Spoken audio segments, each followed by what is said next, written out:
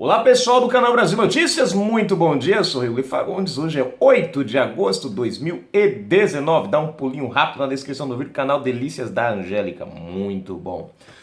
Gente, é o seguinte, vamos falar agora da comemoração petista, né? O PT tá tão desesperado, sem saber o que comemorar, que até Lula preso é motivo de comemoração, né? Bom, vamos à matéria. Se inscreve, comenta, compartilha, dá aquele like maroto, seguindo as notificações, vamos lá, olha só. O lado bom da raiva é saber que 70 parlamentares foram ao STF fazer pressão por Lula preso.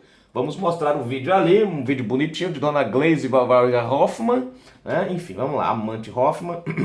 Hoje é dia para sentir raiva.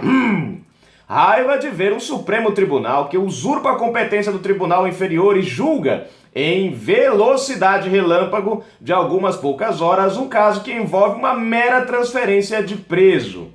Apenas porque esse preso é o ex-presidente Lula. E claro, colocou eles lá no STF. Né? É óbvio, isso tá na cara. Bom, continuando. Raiva de ver que um grupo de mais de 70 parlamentares da Câmara dos Deputados e do Senado resolve marchar em direção ao STF para pressionar o presidente daquela corte para que ele mande o tribunal apreciar este caso da transferência de Lula para outro presídio, largando os seus afazeres parlamentares como a votação da reforma da Previdência. Quer dizer, o Brasil ontem teve que esperar a boa vontade, como se o Brasil não estivesse em crise, né? Teve que esperar a boa vontade dos deputados terem que saírem lá, pressionar para manter para ajudar o prisioneiro, né, o condenado, enquanto o Brasil ficava refém na mão dos deputados. Tudo bem. Raiva de ver a situação de impotência frente à assustadora demonstração de poder colossal de uma Suprema Corte que quase por unanimidade de votos, em pouquíssimo tempo, caça a decisão de uma juíza de primeira instância, sem que se possa fazer nada, sem que se possa reclamar com quem quer que seja. Da raiva, muita raiva. Mas não sinto raiva do Brasil, como alguns dizem. Eu sinto raiva mesmo de alguns brasileiros que acham que isso é um país onde o crime compensa e onde algumas pessoas têm o direito de ser intocáveis ou de receber um tratamento legal diferenciado. E sinto raiva principalmente de outros brasileiros que ficam fazendo cara de nojinho para tudo relacionado ao presidente Bolsonaro, esquecendo-se que ele foi democraticamente eleito e que pegam no seu pé por filigranas e questões sem importância. Sinto raiva desses aí porque não têm senso de proporção e não conseguem avaliar os riscos de se permitir eventualmente com a ajuda de seus comportamento. Diz então que o grupo da esquerda criminosa que já governou o país volte ao poder. Para esses, a única coisa que eu espero é que um dia, depois dos graves acontecimentos de hoje, eles enxerguem o que está em jogo e parem de ficar de mimimi com o governo Bolsonaro, ao perceberem finalmente que a presença de Lula e do PT ainda assombra a nação com seus tentáculos sobre as instituições, especialmente a Suprema Corte.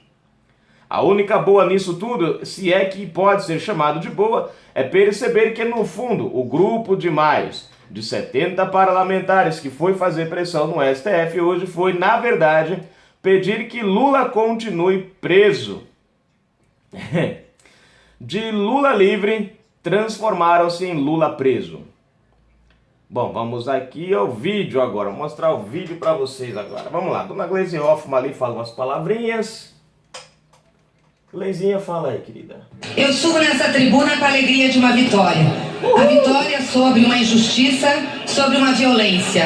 Uma situação que foi reestabelecida em relação ao presidente Lula.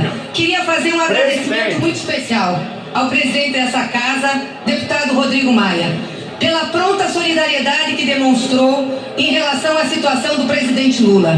Mas, sobretudo, pela ação articuladora com as diversas forças políticas dessa casa que nos acompanharam ao Supremo Tribunal Federal.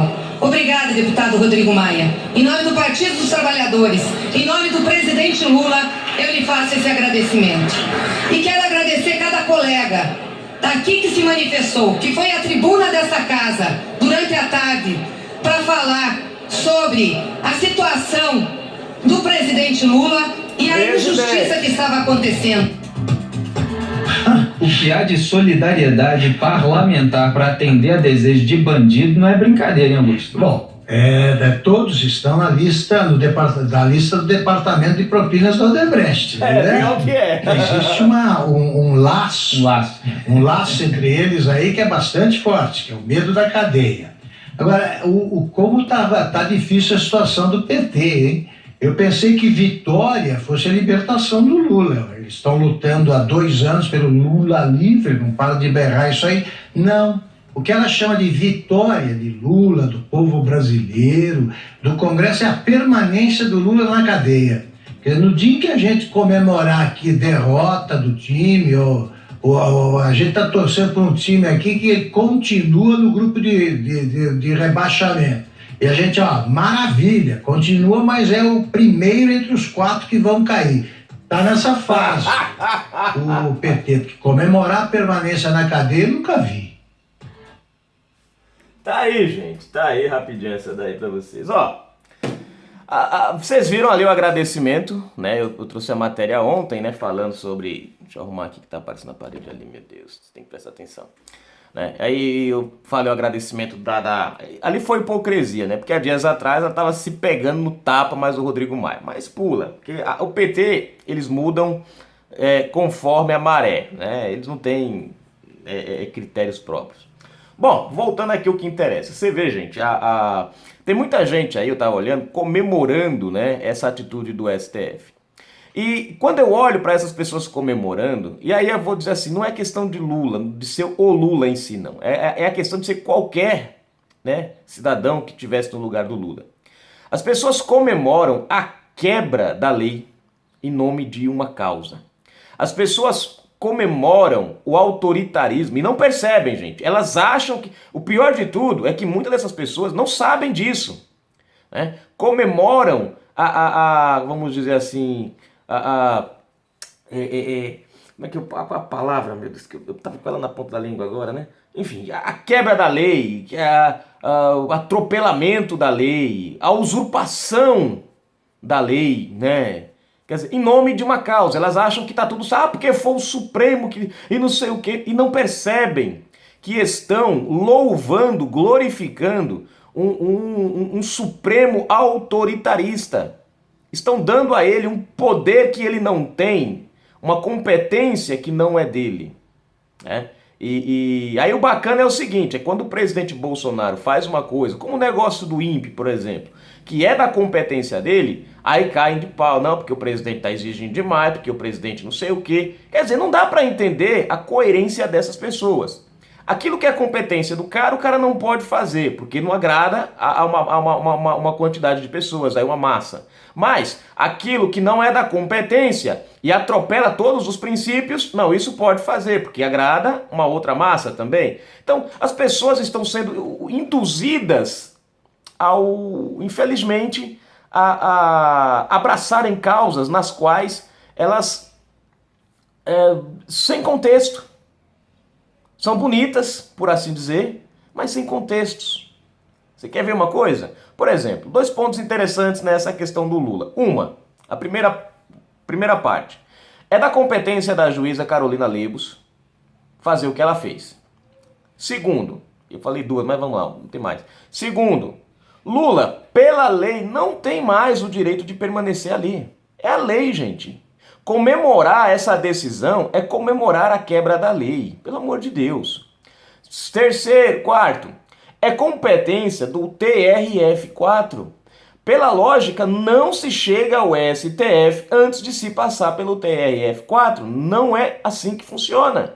Indo direto para o STF. Mas o que foi que a gente viu? Uma velocidade incrível. Nós vimos o STF assumindo uma postura que não era dele, mais uma vez dando uma canetada numa situação que não competia a ele, mas ele o fez, né? E aí também nós temos um detalhe básico também, que é os deputados e senadores que estavam lá nos seus afazeres, que nós estamos pagando o salário deles, deixam de fazer os seus afazeres e saem para ir atender uma causa que não tem nada a ver com política, não tem nada a ver com o trabalho deles. E aí vão lá, se para a reforma da Previdência, como o Rodrigo Maia parou a reforma da Previdência para ir lá atender um criminoso.